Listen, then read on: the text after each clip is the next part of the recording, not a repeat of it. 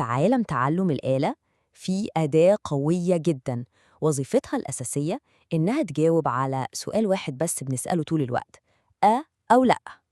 النهاردة هنكتشف مع بعض أساسيات الأداة دي اللي هي الانحدار اللوجستي، أو زي ما بنقول عليه اللوجيستيك ريجريشن. تمام، يلا بينا ندخل في الموضوع على طول. حياتنا دي مليانة قرارات بسيطة لكن ممكن تكون مصيرية، وإجابتها في الآخر بتكون يا يا لأ. والكمبيوتر على فكرة بيساعدنا في القرارات دي أكتر بكتير مما نتخيل. أول مثال كلنا بنشوفه كل يوم تقريباً، نظام الإيميل. لازم يقرر في جزء من الثانية هل الرسالة دي مزعجة وتترمي في السبام ولا دي رسالة مهمة. وده مثال تاني بس المخاطرة فيه أعلى بكتير. البنك لازم يعرف فوراً لو عملية السحب دي طبيعية ولا ممكن تكون عملية نصب. ده قرار سريع بيحمي فلوس الناس.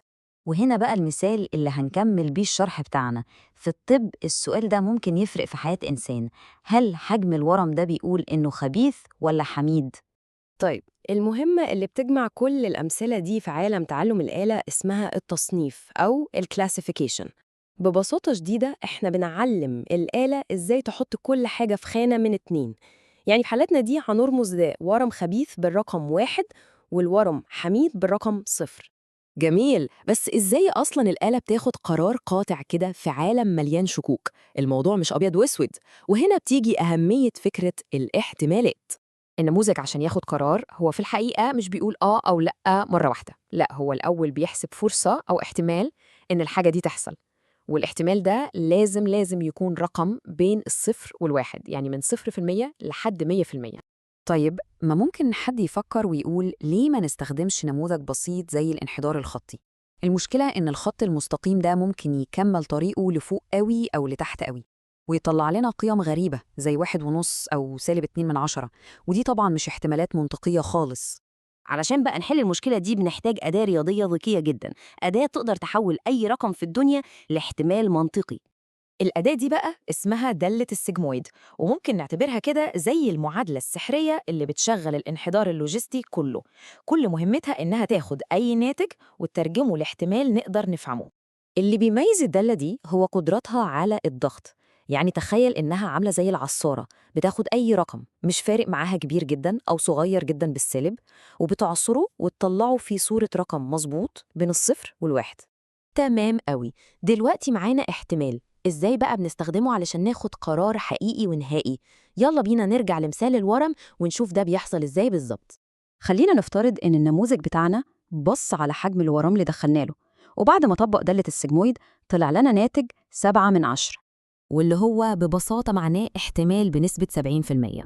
ودي بقى النقطة الحاسمة.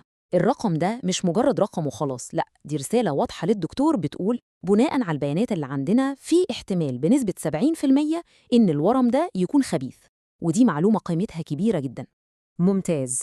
دلوقتي معانا نسبة مئوية، بس لسه محتاجين إجابة قاطعة، نعم أم لا. ودي هي الخطوة الأخيرة في العملية كلها.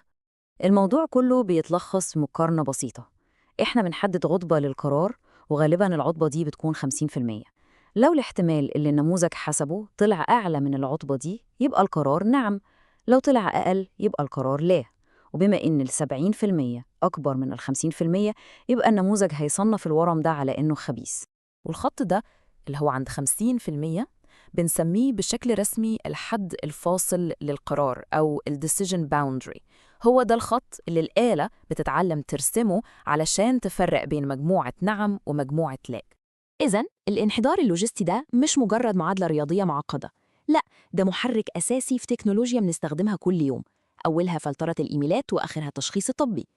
عن طريق خوارزميات تحسين ذكية، النموذج بيقدر يتعلم من آلاف الأمثلة علشان يوصل لأفضل خط فاصل ممكن ويخلي قراراته دقيقة على قد ما يقدر. هو فعلاً واحد من أهم الأعمدة اللي بيتبني عليها الذكاء الاصطناعي الحديث. وده بيخلينا نفكر في سؤال أعمق شوية. لو الآلة قدرت تتعلم تفصل بين الأمور دي، يا ترى إيه هي الحدود الجديدة اللي ممكن نستخدم فيها قدرتها على التصنيف علشان نحل مشاكل أكبر في عالمنا؟ سؤال مهم ويستحق التفكير.